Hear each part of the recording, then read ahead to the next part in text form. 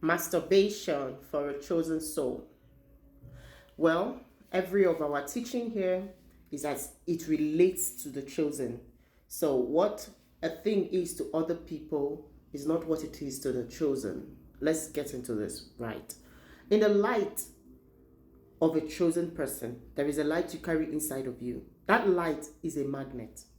It draws the good to you, it draws the bad to you. Now, whatever that light pulls, sticks and magnifies. So other people can do something and easily switch from doing that thing. But as a chosen soul, it's more difficult for you. We are in constant warfare. You must always remember this. Our life is a battlefield. We constantly have to protect our oil. We constantly have to protect our mind, our spirit, soul. There are certain weaknesses you cannot allow to peep in, because it will not just peep in, it will come inside the house, it will sit down, it will want to drink champagne, it will want to watch your TV, and before you know it, you as the house owner, you have become a waiter waiting on that weakness in your own house, attending to demonic strangers in your own house. Okay? So while we are talking about that, I want to look at it from two perspectives. First, I'm going to say your alignment is a daily thing.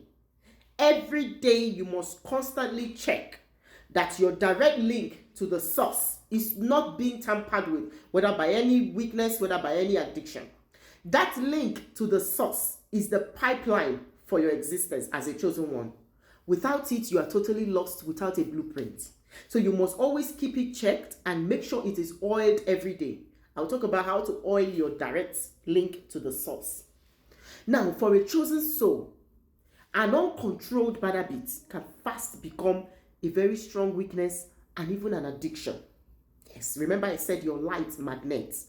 And that weakness can become an addiction, and that addiction will definitely affect your execution and your connection to the source. Okay? Remember, our battle as chosen souls is not against the flesh. It is against principalities and powers. Now, these principalities and powers want to extinguish your light and permanently silence your voice. So what they do, they throw you weaknesses. They throw you things that they know you will be easily hooked by, that will take out your light. So you must remember this. Then now, I'm going to discuss this issue in two lights, purely from a physiological aspect and from a biological aspect, and also from a spiritual aspect rather, and how it affects our day-to-day alignment with the Creator. Remember that alignment is a daily thing. So whatever you engage in day to day, you must keep an eye on the fact that it is not affecting your alignment with the Creator. Now, whether masturbation has become a weakness or an addiction to you now largely depends on your inner intention, your relationship with self-control, the level of your training, and the impact it has on your physical and spiritual energy and vibes. Okay? So if it is going to be a problem to you, it depends on how far you have gone in your alignment. Now, let me tell you when it becomes a problem to you as a chosen soul. It becomes a problem to you when it is driven by lust.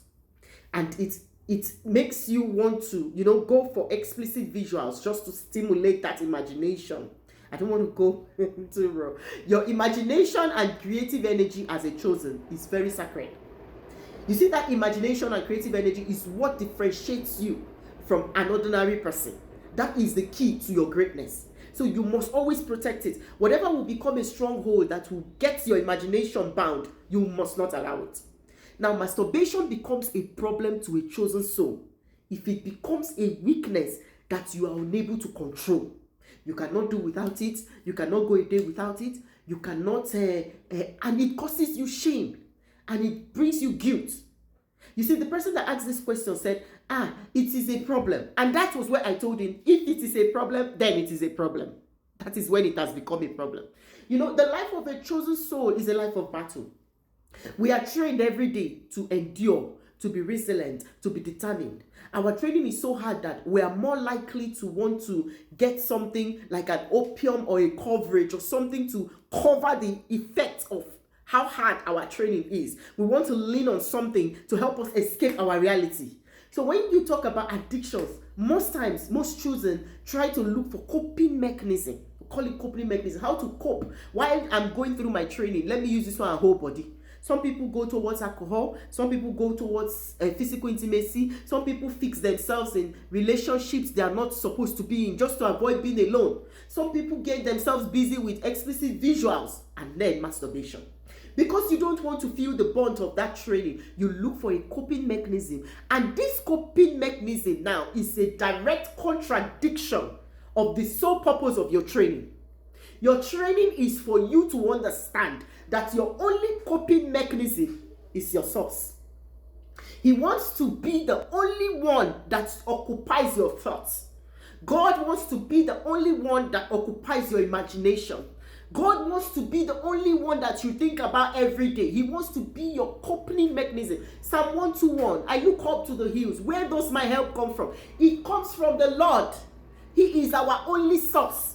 And he wants us to always remember that. So every time you turn towards this addiction or weakness as a coping mechanism, you are indirectly telling God, I have a plan B. So anything that replaces this is a very big problem in your alignment, and I will never encourage you in it. It will eventually affect your execution as a chosen one. Now, what about when it might not be a problem to you? Remember I said whether masturbation will be a problem to you or not now depends on your level of training and how much you have attained in controlling yourself, your mind. I am very much aware of the biological need for this. And I'm telling you for free, there is a particular need that will come upon you. You will not even have clarity and focus. Okay, we understand. For most women, we also understand how intense it can be. That once in a month where the urge and everything is so much, and even when it becomes more when you are single. But that is the thing. As a chosen soul, you see, intimacy with someone is a major legal transaction that we chosen souls cannot afford to participate in. You see it? I'm trying to now tell you when it is not a problem to you. Outside the bonds of a marriage and outside of an aligned partner, every intimacy you have with someone is a direct risk to your call, to your light, to your purpose. It will leave you empty and a full. The soul tie, the disconnect, the many strange demons that enter you, the energies, the everything that enters into your space when you come in contact with someone intimately like that, it's not something you want to constantly deal with every day. So this is where you must preserve your energy, you must protect your light. So if it gets to this point, once it gets to that point that you know that, oh, my light is at stake, what will I protect first? My light and my oil? You protect your oil. Now, depending on your training and level of self and mind control, masturbation might not be a problem to your assignment if it is treated like a simple, occasional, biological, tension-releasing something without mental obsession, without that toxic imagination, without the need to let me go and check videos that will help me to get there.